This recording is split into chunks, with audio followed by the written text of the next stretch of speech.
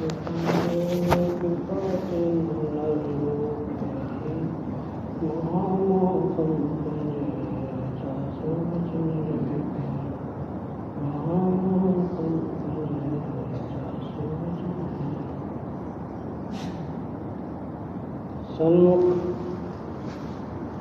सुंदर सिंहासन पर विराजमान श्री परमहंसों के महान विभूतियों के एवं हाजिर हजूर श्री सद्गुरुदेव दाता दीनदयाल महाराज जी के परम पावन सुंदर दर्शन ध्यान करते हुए एक बार बड़े प्रेम सहित मिलकर के बोलना जयकारा बोल श्री गुरु महाराज की जय।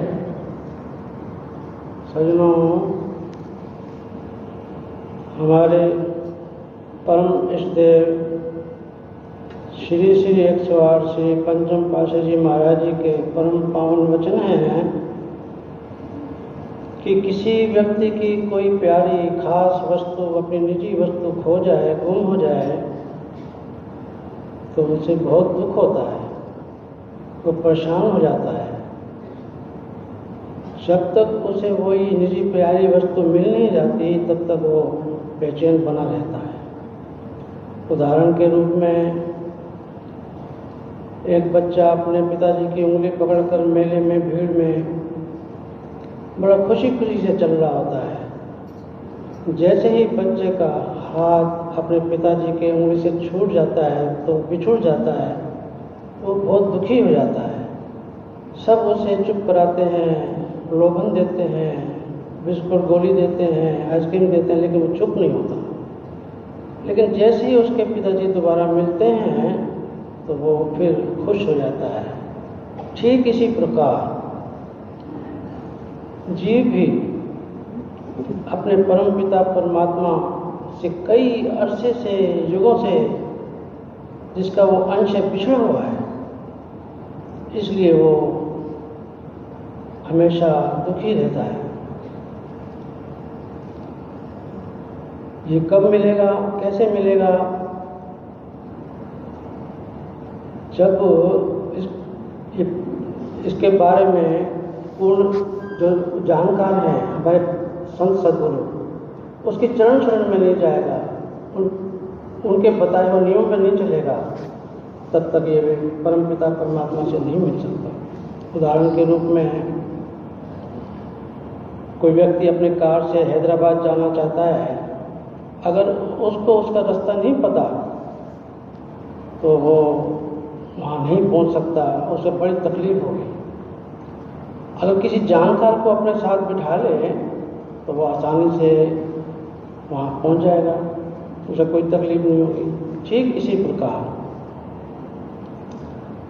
हमारे जो जानकार हैं वो समय के महापुरुष ही हैं। जब जीव उनकी चरण शरण में जाता है तो परम पिता परमात्मा का ठिकाना भी बताते हैं, वहाँ तक पहुँचाने की युक्ति भी बतलाते हैं।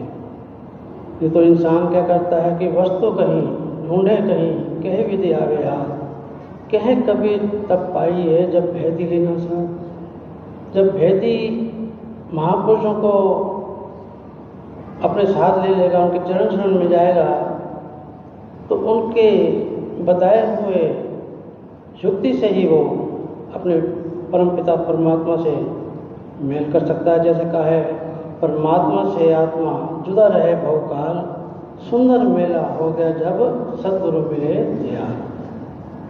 तो संत सद्गुरु ही वो युक्ति बताते हैं। वो क्या युक्ति है? वो फरमाते हैं कि कस्तूरी कुंडल बसे मृग ढूंढे मन भाई, ऐसे घट में पीव है दुनिया जाने नहीं। अर्थात कि जैसे कस्तूरी का मृग होता है, उसकी नाभि में ही कस्तूरी होती है जिसमें से खुशबू निकल रही होती है। उसकी महक को प्राप्त करने के लिए मृग, उसका पता नहीं होता तो झाड़ियों में ढूंढता फिरता है, और फिर झाड़ियों में ढूंढ के जब अंत में नहीं मिलता तो वो अपने प्राण तक त्याग देता है। ऐसे ही संत फरमाते हैं कि हमारे शरीर के घट में ही परम पिता परमात्मा विराजमान है। उसको ढूंढ, अपने हृदय में ढूंढ।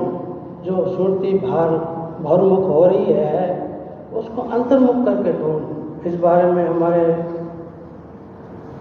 परम इष्ट देव श्री श्री 108 श्री प्रथम पातशाह जी महाराज जी के अमर ज्योति में वचन है कि आंख मुंह ढांक कर, आंख कान मुंह ढांक कर नाम निरंजन ले, भीतर के घट तब खुले जब बाहर के पड़े।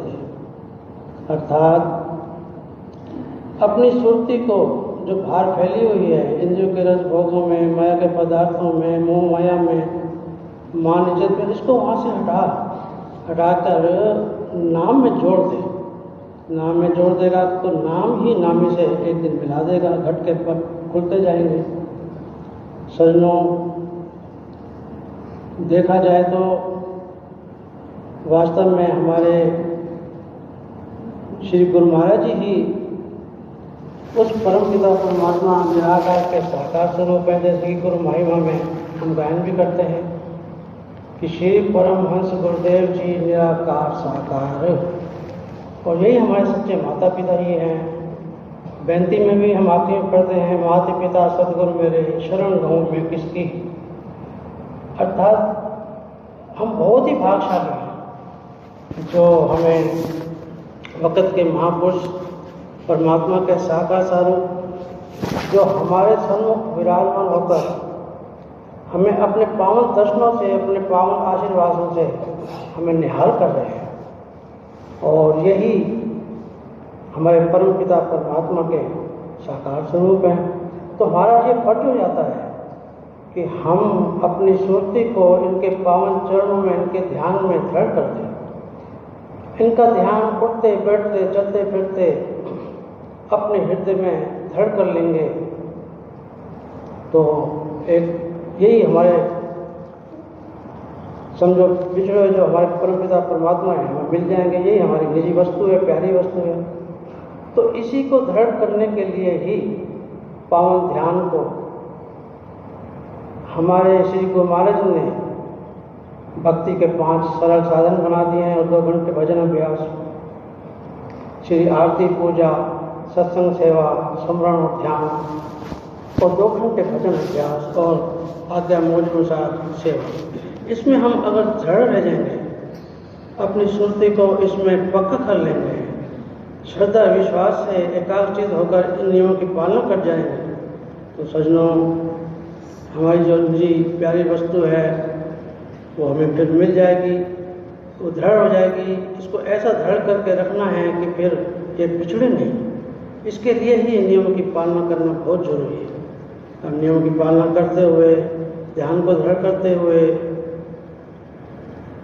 हम अपने ये लोक भी सुखी कर लें, और लोक भी सुहेला कर लें, महापुरुषों की प्रसन्नता प्राप्त कर लें और अपने मानव जन्म को भी सफल कर लें। बोलो जयकारा बोल मेरे श्री गुरु महाराज।